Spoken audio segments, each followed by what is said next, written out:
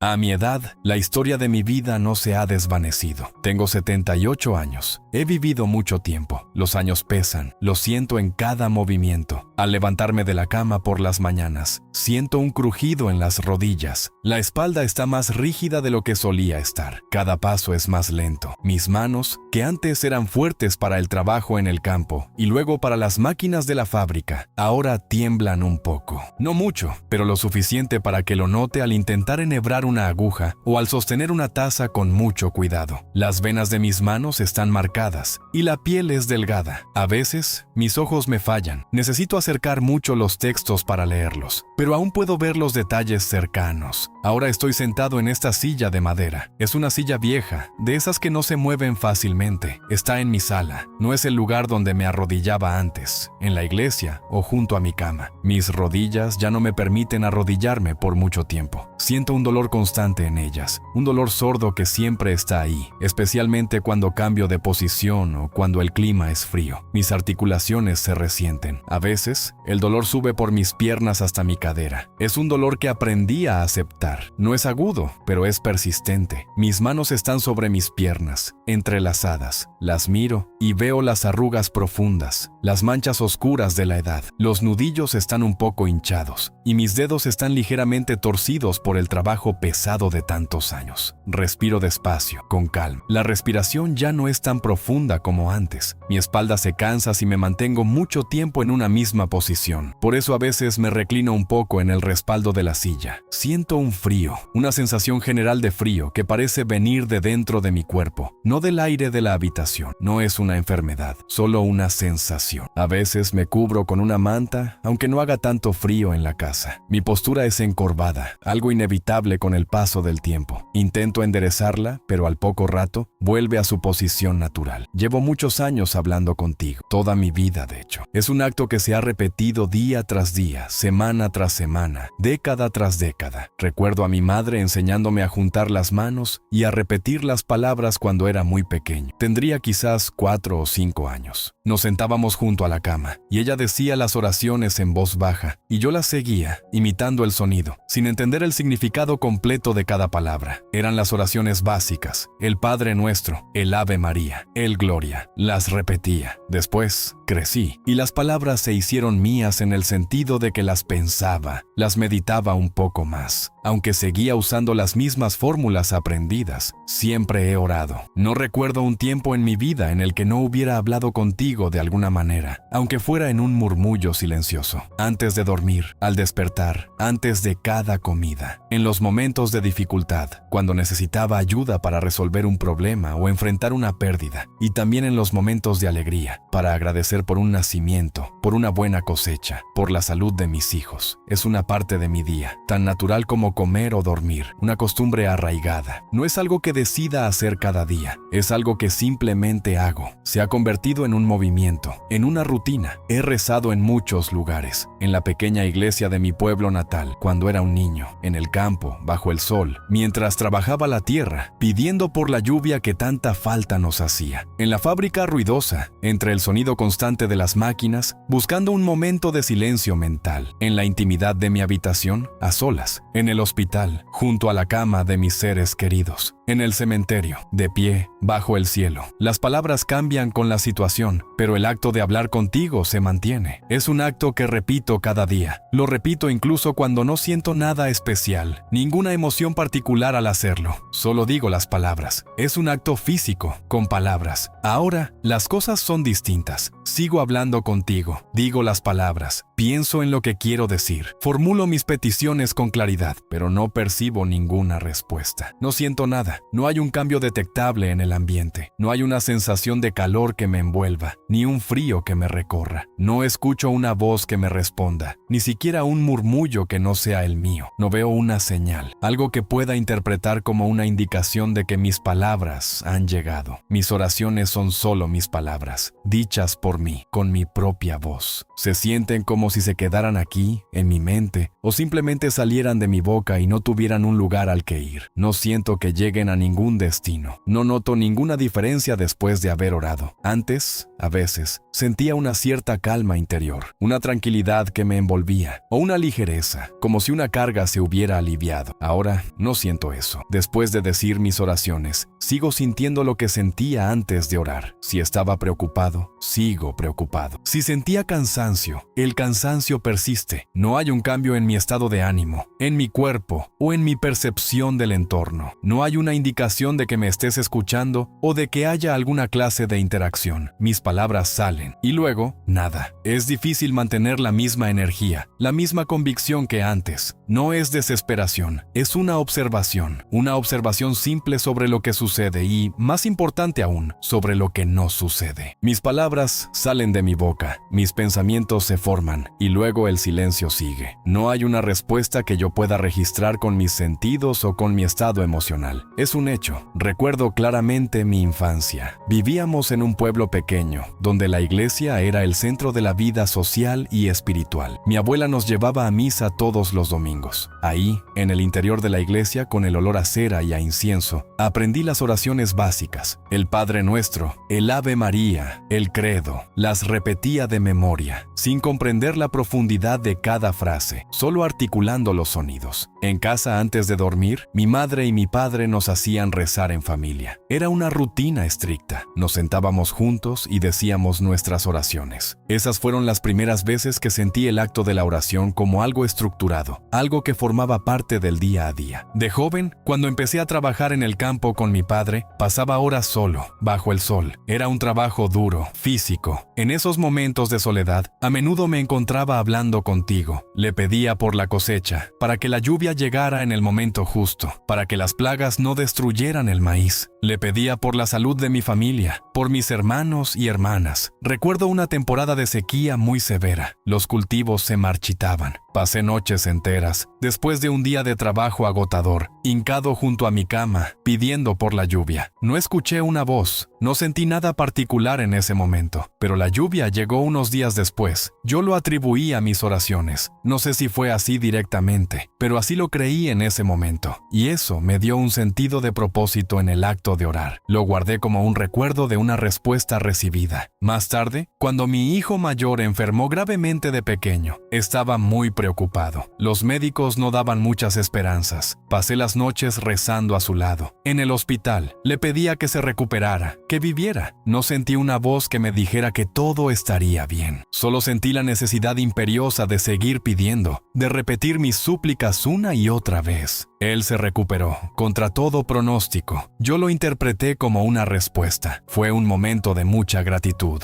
Esa experiencia reforzó mi hábito de oración. Cuando murió mi esposa, hace 20 años, volví a rezar. Le pedía consuelo, le pedía fuerza para seguir adelante sin ella. No sentí el consuelo de inmediato. Sentí un gran dolor, una ausencia muy grande, pero seguí rezando. Las oraciones se convirtieron en una manera de pasar el tiempo en la dificultad, una manera de mantener un orden en mi día, incluso cuando todo lo demás estaba en desorden. El acto de orar, de decir las palabras, me daba algo que hacer, una pequeña tarea en medio de la inmensidad de la pena. Me mantenía firme. Recuerdo el día que me jubilé. Me levanté temprano como siempre. Y como siempre, oré. Le agradecí por los años de trabajo, por las oportunidades que tuve, por el sustento que me dio para mi familia. No sentí una gratitud profunda en ese momento. Sentí alivio por terminar la rutina de tantos años y un poco de incertidumbre por lo que venía. Pero las palabras de agradecimiento salieron de mí de forma automática, como una parte más del ritual. Eran esas palabras que aprendí de niño, las palabras que repetí durante toda mi vida, en diferentes circunstancias, con diferentes intenciones. La historia de esas oraciones está ligada a la historia de mi vida. Ahora te pido una cosa, no te pido una señal visible, no te pido que me hables directamente, ni que me hagas sentir algo que no siento. Te pido la capacidad de seguir orando, que mis palabras sigan saliendo de mi boca, incluso si no percibo que lleguen a ningún lado, que mi mente siga encontrando las palabras para hablarte, para formular mis pensamientos y peticiones, aunque no reciba una respuesta perceptible. No te pido sentir un calor o una luz, te pido poder realizar el acto. poder sentarme aquí en esta silla, cerrar los ojos y decir lo que necesito decir, que no me canse de este acto repetitivo, que esta costumbre que he mantenido durante toda mi vida no se pierda en mis últimos años, que siga siendo una parte fija de mi día, de mi vida, aunque no perciba un efecto inmediato o un cambio en mi estado, que no me abandone la costumbre de hablar contigo, esta rutina que se ha arraigado, que no me falte la fuerza física para sentarme en esta silla, o la claridad mental para abrir la boca y pronunciar las palabras, que mi mente pueda concentrarse en las frases, en los ruegos, en los agradecimientos. Eso es lo que te pido ahora, mantener la acción, el movimiento, la rutina de la oración, solo el acto, la permanencia del acto. Eso es todo lo que tengo que decir por ahora. Mis palabras han sido dichas. Me quedo en silencio, sigo respirando, con el mismo ritmo tranquilo. Las palabras ya fueron dichas. Fin.